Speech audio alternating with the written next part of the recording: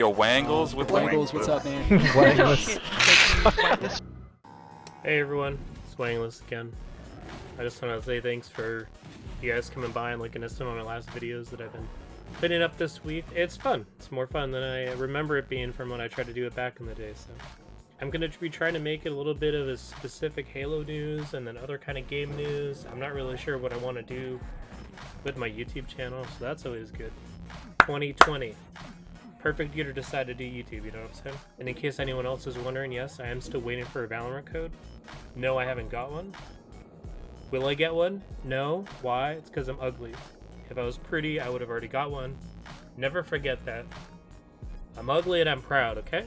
Say it louder. I'm ugly and I'm proud. Louder. I'm ugly and I'm proud. Louder. I'm ugly and I'm proud. I am ugly and I'm proud. I'm ugly and I'm proud. Is that what he calls it? So even if I'm too ugly to get a code to get into Valorant, I might be ugly enough just to actually play some of the flight. Postums is announced. All Ring 3 blockers are finally fixed. So Halo 2 Classic, Halo 2 Anniversary flighting will begin tomorrow, which is April 17th. If you actually read down in this tweet, keep going a little bit, just keep on scrolling, just keep on using your fingers. You'll actually see that he's saying sometime in the afternoons. I don't actually know how long these flights last for. They were really specific in the beginning with console flights, about just a couple days or just a couple hours.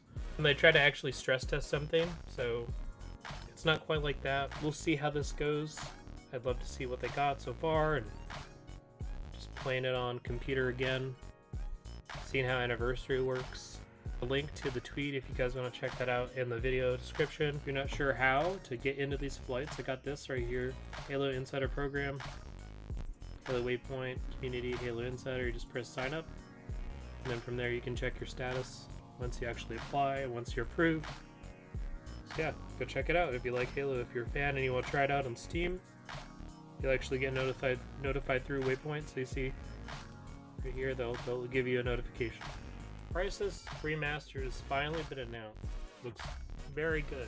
Looks exceptionally beautiful. This actually is not just coming out for PC, but it's also coming out for PS4, Xbox One, and also for Switch somehow. Will Crysis run on Switch? So they don't have a release date, but it just is coming soon. I really wish they did 2 and 3 as well, because those games are also very good. Crytek, if you're listening, please, sir, let us play. Bring me my children, I miss them so. Karen, please. Crytek, Karen. Achieve with Crytek. Karen Tech. In other news, Jason Schreier finally quit Kotaku. I said finally because he's been kind of unhappy with the way they've been treating him.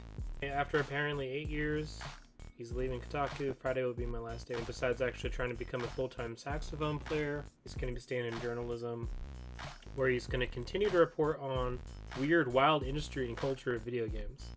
He's an accomplished writer and accomplished reporter. He actually is working on his second boat right here, and he says he wants to hang out with this kid.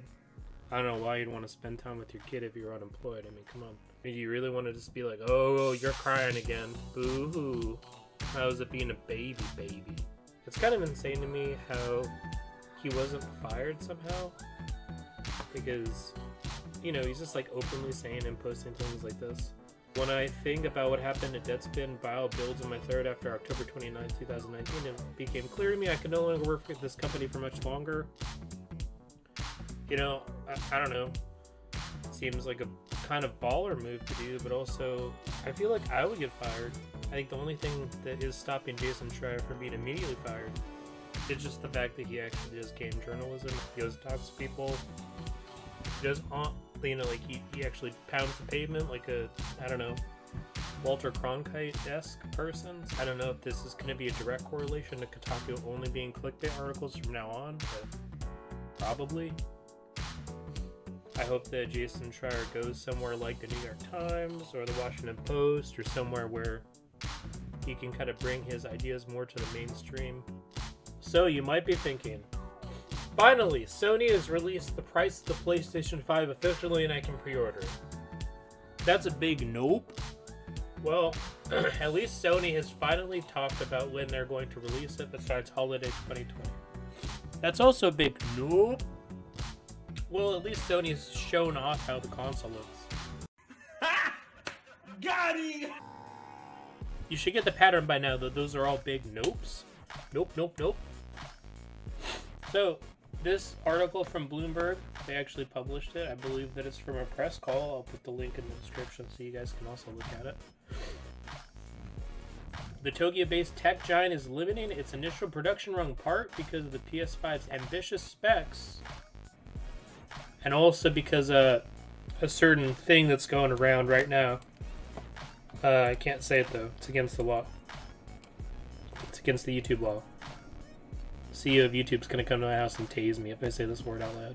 The company told its partners it would make 5 to 6 million units of the PS5 in the fiscal year ending March 2021, according to other people involved in the machine's supply chain. When Sony released the PlayStation 4 in November 2013, it sold 7.5 million units in its first 2 quarters. Part of that was because Xbox One was just so badly marketed by Microsoft, but also part of it's because everyone wants to play the PlayStation. I want to play the PlayStation. Give me the PlayStation 4 right now. I don't have one, and it's torturous watching all my friends play Final Fantasy VII. Game developers who've been creating titles for this PlayStation system, if they're ever going to show it, they estimated somewhere between $499 and $550. So it's a good price point for you guys.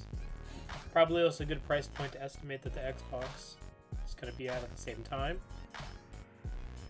So the real question is, why won't they just show us? Just show us the PlayStation 5, guys. They just won't do it. And, you know, also I remember that this is a big deal with Sony selling the PS4 for $300 at launch compared to the Xbox that was more expensive. Helped to get in there. So I think that they're really going to be trying to push that limited quantity as soon as possible. As soon as they can, but really at the end of the day, I think that they're going to have a hard time with all these manufacturer shutdowns because of the thing that's going on right now. The thing, I can't say. Just like Xbox, Sony remains unlikely to delay the launch of the PlayStation 5 in the critical year-end shopping season because everyone knows that people buy stuff for Christmas. Duh. And then a lot of these financial investors in this Bloomberg conference call, they're kind of just saying that, hey, I think that they're going to end up at this $450 range, even though they're going to lose money just because they need to sell the units.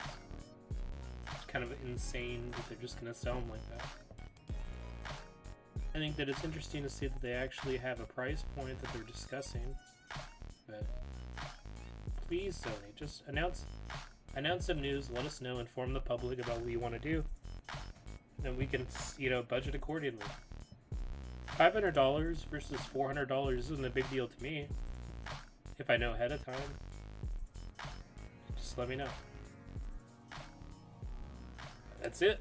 That's all I got for this. If you don't think you need to get the Final Fantasy VII Remake and you have access to a PS4, this video should convince you to stop what you're doing and go get Final Fantasy VII. I'm not sure what you're doing. Just go buy it. Just go do it right now. Just ask me. Just DM me. I'll give you $60. Look at this. These guys, their moves are unstoppable. Look. Beautiful. Well, if you made it this far into my full video, make sure that you like, comment, subscribe, and do the rest of the YouTube things. And ta-ta for now.